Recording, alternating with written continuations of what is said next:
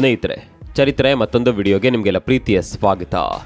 ಜಗತ್ತಿನ ದೊಡ್ಡಣ್ಣ ಭಾರತವನ್ನ ಕೇಳದೆ ಈ ಜಗತ್ತಿನಲ್ಲಿ ಒಂದು ಹುಲ್ಲು ಕಡ್ಡಿಯೂ ಅಲ್ಲಾಡೋ ಹಾಗಿಲ್ಲ. ಭಾರತದ ಮಾತೆ ಶಾಸನ. ಭಾರತ ಅಂದರೆ ಇಡೀ ಜಗತ್ತೇ ಘಡ ಘಡ ನಡುಗುತ್ತೆ. ಜಗತ್ತಿನಲ್ಲಿ ಏನೇ ಆಗಬೇಕು ಅಂದ್ರೂ ಅದು ಭಾರತದ ಅಪ್ಪಣೆಯ ಮೇರೆಗೆ ಆಗಬೇಕು. ಭಾರತವೇ ಸರ್ವಶ್ರೇಷ್ಠ. ಭಾರತ ಒಂದು ಮಾತು ಹೇಳಿದ್ರೆ ಮುಗೀತು, ಮುಂದೆ ಯಾರೂ ಕೆಮ್ಮಂಗಿಲ್ಲ. ಭಾರತದ ಮುಂದೆ ಅಮೆರಿಕಾವು ಲೆಕ್ಕಕ್ಕಿಲ್ಲ. ಬ್ರಿಟನ್ ಭಾರತದ ಗುಲಾಮ. ಕೆನಡಾ ಭಾರತದ ಮುಂದೆ ಕೈಕಟ್ಟಿ ಕೂರಬೇಕು. ಚೀನಾ ಭಾರತದ ಮುಂದೆ ನಡು ಬಗ್ಗಿಸಿ ನಿಲ್ಲಬೇಕು. ಯಾಕ್ರಿ ಹಗಲುಗನಸು ಕಾಣ್ತಾ ಇದ್ದೀರಾ ಅಂತ ನೀವೆಲ್ಲ ಕೇಳಬಹುದು. ಇದು ಹಗಲು ಗನಸಲ್ಲ, ವಾಸ್ತವ. ಒಂದು ವೇಳೆ ಬ್ರಿಟಿಷರು ಪರಾಕಿಯರು ಭಾರತಕ್ಕೆ ಬಾರದೇ ಇದ್ದಿದ್ರೆ ನಾವು ಮೇಲೆ ಹೇಳಿದ ಎಲ್ಲ ವಿಷಯಗಳು ವಾಸ್ತವವಾಗಿ ಇರ್ತಾ ಇತ್ತು. ಭಾರತ ಅಷ್ಟೊಂದು ಶ್ರೀಮಂತ ದೇಶವಾಗಿ ಇರ್ತಾ ಇತ್ತು. ಭಾರತದ ಶ್ರೀಮಂತಿಕೆಯನ್ನ ಜಗತ್ತಿನ ಯಾವ ದೇಶದಿಂದಲೂ ಟಚ್ ಮಾಡೋದಕ್ಕೆ ಸಾಧ್ಯವಾಗ್ತಾ ಇರಲಿಲ್ಲ. ಭಾರತ ಈ ಪ್ರಪಂಚದ ಏಕಚಕ್ರಾಧಿಪತಿಯಾಗಿ ಮೆರಿತಾ ಇತ್ತು. ಆದರೆ ಭಾರತದ ಈ ಚಕ್ರವರ್ತಿ ಪಟ್ಟವನ್ನ ಕಿತ್ತುಕೊಂಡವರು ಬ್ರಿಟಿಷರು ಭಾರತದ ಸಂಪತ್ತನ್ನ ಲೂಟಿ ಮಾಡಿದಕ್ಕೆ ಲೆಕ್ಕವೇ ಇಲ್ಲ. ಆದರೆ ಈಗ ಬ್ರಿಟಿಷರು ಭಾರತದಿಂದ ಕೊಳ್ಳೆ ಹೊಡೆದ ಸಂಪತ್ತಿನ ಲೆಕ್ಕ ಸಿಕ್ಕಿದೆ. ಬ್ರಿಟಿಷರು ಅದೆಷ್ಟು ಪ್ರಮಾಣದಲ್ಲಿ ಭಾರತದ ಸಂಪತ್ತನ್ನ ದೋಚಿಕೊಂಡು ಹೋಗಿದ್ರು ಅನ್ನುವ ಲೆಕ್ಕ ಈಗ ಇಡೀ ಜಗತ್ತಿನಲ್ಲೇ ಸಂಚಲನ ಸೃಷ್ಟಿ ಮಾಡಿದೆ. ಆ ಲೆಕ್ಕ ಕೇಳಿದ್ರೆ ಖಂಡಿತವಾಗಿಯೂ ನಿಮಗೂ ಕೂಡ ಶಾಕ್ ಆಗುತ್ತೆ. ಒಂದಲ್ಲ ಎರಡಲ್ಲ, ಬರೋಬ್ಬರಿ 5,000 ಲಕ್ಷ ಕೋಟಿ. ಇದನ್ನ ಪದದಲ್ಲಿ ಹೇಳೋದು ಸುಲಭ, ಆದರೆ ಅಕ್ಷರದಲ್ಲಿ ಬರಿಬೇಕು ಅಂದರೆ 5ರ ಪಕ್ಕ 12 0 ಹಾಕಬೇಕು.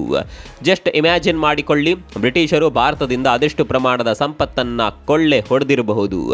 ಬ್ರಿಟಿಷರು ಭಾರತದಿಂದ ದೋಚಿದ ಸಂಪತ್ತಿನ ವಿಚಾರವಾಗಿ ಈಗ ವರದಿಯೊಂದು ಬಿಡುಗಡೆಯಾಗಿದೆ. ಅಷ್ಟಕ್ಕೂ ಈ ವರದಿಯಲ್ಲಿ ಏನಿದೆ, ಬ್ರಿಟಿಷರು ಭಾರತದಿಂದ ಏನೆಲ್ಲ ದೋಚಿಕೊಂಡು ಹೋಗಿದ್ದಾರೆ, ಒಂದು ವೇಳೆ ಆ ಸಂಪತ್ತು ಭಾರತದಲ್ಲೇ ಇರ್ತಾ ಇದ್ದಿದ್ರೆ ಇವತ್ತು ಭಾರತದ ಸ್ಥಿತಿ ಹೇಗಿರ್ತಾ ಇತ್ತು, ಎಲ್ಲವನ್ನ ಡೀಟೇಲ್ ಆಗಿ ತೋರಿಸ್ತೀವಿ ನೋಡಿ.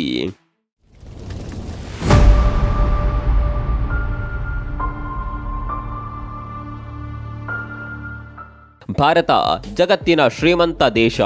ಈಗಲ್ಲ, 3-4 ಶತಮಾನಗಳ ಹಿಂದೆ ಹೋದರೆ ಭಾರತವೇ ಜಗತ್ತಿನ ಅತ್ಯಂತ ಶ್ರೀಮಂತ ದೇಶವಾಗಿತ್ತು. ಭಾರತದಲ್ಲಿ ಎಲ್ಲವೂ ಇತ್ತು. ಇಡೀ ಜಗತ್ತಿಗೆ ಸಾಂಬಾರು ಪದಾರ್ಥಗಳು ಸಪ್ಲೈ ಆಗ್ತಾ ಇದ್ದಿದ್ದೇ ಭಾರತದಿಂದ. ವಜ್ರ, ವೈಢೂರ್ಯ, ಚಿನ್ನ, ಬೆಳ್ಳಿ ಭಾರತದಲ್ಲಿ ಇರದೇ ಇದ್ದಿದ್ದು ಯಾವುದೂ ಇರಲಿಲ್ಲ. ಭಾರತ ಒಂದು ರೀತಿ ವಿಶ್ವ ಗುರುವಿನಂತಿತ್ತು. ಆದರೆ ಯಾವಾಗ ಇಂತಹ ಸಮೃದ್ಧ ಭಾರತದ ಮೇಲೆ ಪರಾಕಿಯರ ಕಣ್ಣು ಬಿತ್ತು, ಅಲ್ಲಿಗೆ ಭಾರತದ ಸಂಪತ್ತು ಕರಗೋದಕ್ಕೆ ಶುರುವಾಯಿತು. ಕರಗಿದ್ದು ಅಂದರೆ ಕರಗಿ ಹೋಗಿದ್ದಲ್ಲ, ಲೂಟಿಯಾಗಿದ್ದು. ಅದರಲ್ಲೂ ಬ್ರಿಟಿಷರು ಭಾರತದಿಂದ ಭರಪೂರ ಲೂಟಿ ಮಾಡಿದ್ರು. ಇದೇ ಲೂಟಿ ಬಗ್ಗೆ ಇದೀಗ ವರದಿಯೊಂದು ಬಿಡುಗಡೆಗೊಂಡಿದೆ. ಈ ವರದಿಯಲ್ಲಿ ಭಾರತದಿಂದ ಬ್ರಿಟಿಷರು ಲೂಟಿ ಮಾಡಿದ ಸಂಪತ್ತಿನ ಪ್ರಮಾಣ ಎಷ್ಟು ಅನ್ನೋದನ್ನ ಉಲ್ಲೇಖ ಮಾಡಲಾಗಿದೆ. ಆಕ್ಸ್ಫ್ಯಾಮ್ ಅನ್ನುವ ಸಂಸ್ಥೆ ಈ ಕುರಿತು ವರದಿ ಬಿಡುಗಡೆ ಮಾಡಿದೆ. ಇಂಟ್ರೆಸ್ಟಿಂಗ್ ಸಂಗತಿ ಅಂದ್ರೆ ಆಕ್ಸ್ಫ್ಯಾಮ್ ಬ್ರಿಟನ್ ಮೂಲದ NGO. ಆಕ್ಸ್ಫ್ಯಾಮ್ನ ವರದಿ ಪ್ರಕಾರ ಬ್ರಿಟಿಷರು 135 ವರ್ಷಗಳ ಅಂತರದಲ್ಲಿ ಬರೋಬ್ಬರಿ 64 ಟ್ರಿಲಿಯನ್ ಅಮೆರಿಕನ್ ಡಾಲರ್ ಮೊತ್ತದ ಸಂಪತ್ತನ್ನ ಭಾರತದಿಂದ ಲೂಟಿ ಮಾಡಿದ್ದಾರೆ. ಅಂದ್ರೆ ಇದು ಭಾರತದ ರೂಪಾಯಿಗಳಲ್ಲಿ 5,000 ಲಕ್ಷ ಕೋಟಿ ರೂಪಾಯಿ ಆಗುತ್ತೆ. ಸ್ನೇಹಿತರೆ, ಇಲ್ಲಿ ಒಂದು ವಿಚಾರವನ್ನ ಗಮನಿಸಬೇಕು. ಬ್ರಿಟಿಷರು ಕೇವಲ ಭಾರತವನ್ನ ಮಾತ್ರ ಆಳಿದ್ದಲ್ಲ, ಇಡೀ ಜಗತ್ತಿನ ಮೂಲೆ ಮೂಲೆಯ ದೇಶಗಳನ್ನ ಕೂಡ ಬ್ರಿಟಿಷರು ಆಳ್ವಿಕೆ ಮಾಡಿದ್ದರು. ಇದೇ ಕಾರಣಕ್ಕಾಗಿ ಬ್ರಿಟನ್ ಅನ್ನ ಸೂರ್ಯ ಮುಳುಗದ ಸಾಮ್ರಾಜ್ಯ ಅಂತ ಕರಿತಾ ಇದ್ರು. ಆಸ್ಟ್ರೇಲಿಯಾ ಕೂಡ ಒಂದು ಕಾಲದಲ್ಲಿ ಬ್ರಿಟನ್ ಆಳ್ವಿಕೆಯಲ್ಲಿತ್ತು. ಅಮೆರಿಕ ಕೂಡ ಬ್ರಿಟಿಷರ ಆಳ್ವಿಕೆಗೆ ಒಳಪಟ್ಟಿತ್ತು. ಇದನ್ನೆಲ್ಲ ನೋಡಿದ್ರೆ ಬ್ರಿಟಿಷರು ಎಲ್ಲಾ ದೇಶಗಳನ್ನ ಲೂಟಿ ಮಾಡಿಲ್ಲ. ಆಸ್ಟ್ರೇಲಿಯಾಗೆ ಬ್ರಿಟನ್ ಆಳ್ವಿಕೆಯಿಂದ ಒಳ್ಳೆಯದಾಗಿದೆ. ಆಸ್ಟ್ರೇಲಿಯಾವನ್ನ ಒಂದು ಸುಸ್ಥಿತಿಗೆ ತಂದು ಹೋಗಿದ್ದೆ ಬ್ರಿಟಿಷರೇ. ಅಮೆರಿಕವನ್ನ ಕೂಡ ಒಂದು ಹಂತಕ್ಕೆ ತಂದು ನಿಲ್ಲಿಸಿದ್ದು ಬ್ರಿಟಿಷರೇ. ಇಂತಹ ಬ್ರಿಟಿಷರು ಭಾರತವನ್ನ ಮಾತ್ರ ಪಾತಾಳಕ್ಕೆ ದೂಡಿ ಹೋಗಿಬಿಟ್ರು. ತಮ್ಮಿಂದ ಎಷ್ಟು ಸಾಧ್ಯವೋ ಅಷ್ಟೆಲ್ಲ ಸಂಪತ್ತನ್ನ ಲೂಟಿ ಮಾಡಿ ಹೋದ್ರು. ಇನ್ನು ಆಕ್ಸ್ಫ್ಯಾಮ್ ವರದಿಯಲ್ಲಿ ಭಾರತದಿಂದ ಲೂಟಿ ಮಾಡಿದ ಹಣ ಎಲ್ಲಿಗೆ ಹೋಯಿತು ಅನ್ನೋದನ್ನ ಕೂಡ ಉಲ್ಲೇಖಿಸಲಾಗಿದೆ. ವರದಿಯಲ್ಲಿ ಹೇಳಿರುವ ಪ್ರಕಾರ ಬ್ರಿಟನ್ ದೇಶದಲ್ಲಿರುವ 10%ಕ್ಕಿಂತಲೂ ಹೆಚ್ಚು ಶ್ರೀಮಂತರು ಭಾರತದ ಸಂಪತ್ತಿನ ಲಾಭವನ್ನ ಪಡೆದುಕೊಂಡಿದ್ದಾರೆ. ಇನ್ನು ಈ ವರದಿಯ ಹೆಸರು ತುಂಬಾನೇ ಇಂಟ್ರೆಸ್ಟಿಂಗ್ ಆಗಿದೆ. ಈ ವರದಿಯ ಹೆಸರು ಟೇಕರ್ಸ್ ನಾಟ್ ಮೇಕರ್ಸ್. ಸಿಂಪಲ್ ಆಗಿ ಹೇಳಬೇಕು ಅಂದ್ರೆ ಬ್ರಿಟನ್ ಅನ್ನ ಲೂಟಿಕೋರ ಅಂತ ಈ ವರದಿಯಲ್ಲಿ ಕರೆಯಲಾಗಿದೆ. ಸಂಪಾದನೆ ಮಾಡಿದ್ದಲ್ಲ, ಲೂಟಿ ಮಾಡಿದ್ದು ಅಂತ ಈ ವರದಿಯ ಹೆಸರಿನ ಅರ್ಥ. ಬಡ ದೇಶವಾಗಿ ಮಾಡಿ ಹೋದ್ರು, ಆದರೆ ಬ್ರಿಟನ್ ಮಾತ್ರ ಶ್ರೀಮಂತ ದೇಶವಾಗಿ ಬೆಳೆದು ಬಿಡ್ತು. ಹಾಗಂತ ಇದು ಸಂಪಾದನೆ ಮಾಡಿದ್ದಲ್ಲ, ಲೂಟಿ ಮಾಡಿದ್ದು. ಬ್ರಿಟಿಷರು ಕೇವಲ ಭಾರತದ ಸಂಪತ್ತನ್ನ ಮಾತ್ರ ಲೂಟಿ ಮಾಡಿದ್ದಲ್ಲ, ಭಾರತ ಮುಂದೆ ಯಾವತ್ತೂ ಮೇಲೆದ್ದು ನಿಲ್ಲೋದಕ್ಕೆ ಕಷ್ಟವಾಗುವ ಪರಿಸ್ಥಿತಿ ನಿರ್ಮಾಣ ಮಾಡಿಬಿಟ್ರು. ಹಾಗೆ ನೋಡ್ಲಿಕ್ಕೆ ಹೋದರೆ ಬ್ರಿಟಿಷರು ಬರುವ ಮೊದಲು ಕೈಗಾರಿಕಾ ಕ್ಷೇತ್ರದಲ್ಲಿ ಭಾರತ ಉಪಖಂಡ 25% ಪಾಲು ಹೊಂದಿತ್ತು. ಬ್ರಿಟಿಷರು ಭಾರತದಿಂದ ಜಾಗ ಖಾಲಿ ಮಾಡುವ ಸಂದರ್ಭದಲ್ಲಿ ಅದು 2% ಬಂದು ನಿಂತಿತ್ತು.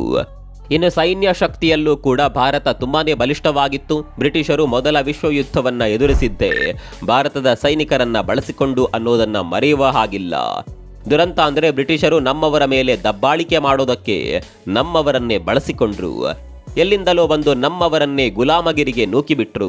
ನಮ್ಮಿಂದ ಅದೆಷ್ಟೋ ಕಾರ್ಮಿಕರನ್ನ ಬೇರೆ ಬೇರೆ ದೇಶಗಳಿಗೆ ಕೆಲಸಕ್ಕೆ ಕರೆದುಕೊಂಡು ಹೋದ್ರು, ಅಲ್ಲಿಗೆ ಅವರಿಗೆ ಬೇಕಾದ ಹಾಗೆ ದುಡಿಸಿಕೊಂಡ್ರು. ಇದು ಭಾರತೀಯರ ಶ್ರಮದ ಲೂಟಿ. ಆಕ್ಸ್ಫ್ಯಾಮ್ನ ವರದಿ ಪ್ರಕಾರ ಬ್ರಿಟಿಷರು ಭಾರತೀಯರು ಸೇರಿದಂತೆ ಬರೋಬ್ಬರಿ 40 ಲಕ್ಷ ಜನರನ್ನ ಈ ರೀತಿ ಗುಲಾಮರಾಗಿ ದುಡಿಸಿಕೊಂಡಿದ್ರಂತೆ. ಇನ್ನು ಬ್ರಿಟಿಷರು ಸೃಷ್ಟಿ ಮಾಡಿದ ಅರಾಜಕತೆ ಈಗಲೂ ಕೂಡ ಭಾರತದಲ್ಲಿ ತಾಂಡವವಾಡುತ್ತಿದೆ. ಬ್ರಿಟಿಷರು ಜಾತಿ ಜಾತಿಗಳ ಮಧ್ಯೆ ಬೆಂಕಿ ಹತ್ತಿಸಿ ಹೋಗಿದ್ರು, ಧರ್ಮಗಳ ನಡುವೆ ಕಿತ್ತಾಟ ಆಗುವಂತೆ ಮಾಡಿ ಹೋದ್ರು. ಅಖಂಡ ಭಾರತವನ್ನ ಒಡೆದು ಹೋಗಿದ್ದು ಬ್ರಿಟಿಷರೇ. ಅಂದ್ರೆ ಬ್ರಿಟಿಷರು ಭಾರತದ ಶಾಂತಿ ನೆಮ್ಮದಿಯನ್ನೇ ಕಿತ್ಕೊಂಡು ಹೋಗಿದ್ರು. ಇವತ್ತಿಗೂ ಕೂಡ ಈ ಸಮಸ್ಯೆಗಳನ್ನ ಸರಿ ಮಾಡೋದಕ್ಕೆ ಸಾಧ್ಯವೇ ಆಗಿಲ್ಲ.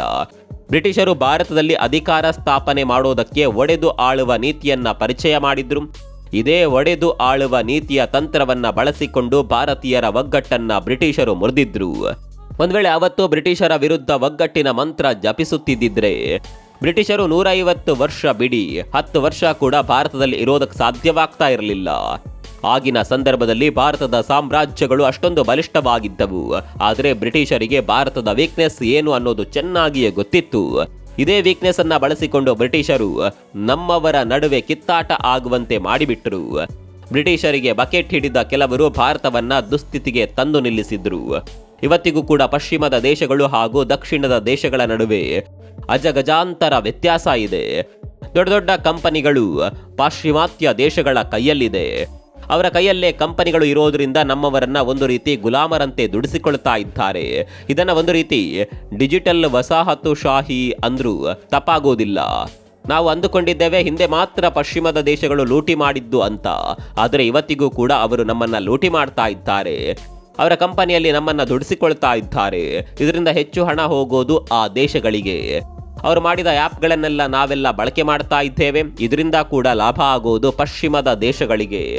ಕೆಲವೊಂದು ವಿಚಾರಗಳಿಗೆ ನಾವು ಇವತ್ತಿಗೂ ಕೂಡ ಪಶ್ಚಿಮದ ದೇಶಗಳನ್ನೇ ಅವಲಂಬಿಸಿಕೊಂಡಿದ್ದೇವೆ.